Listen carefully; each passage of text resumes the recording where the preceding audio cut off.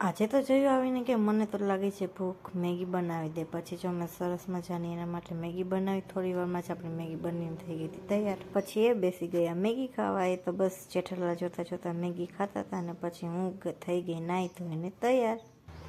પછી જયું આ કયું ફ્રૂટ ખાય છે કોને ખબર છે જરાક કોમેન્ટ કરજો, મને તો ખબર જ છે. પછી હું ગઈ રસોડામાં રાતની રસોઈની તૈયારી કરી. જો પહેલાં તો સરસ મજાની ખીચડી વઘારીને આજે તો બનાવવાનું હતું રીંગણા બટેટાનું શાક, એટલે બટેટાની છાલ ઉતારી બટેટા સુધાર્યા અને પછી કરી શાક વઘારવાની તૈયારી. જો અહીંયા ટમેટું સુધાર્યું અને પછી એક બાજુ શાક વઘાર્યું અને બીજી બાજુ ખીચડી મૂકી હતી.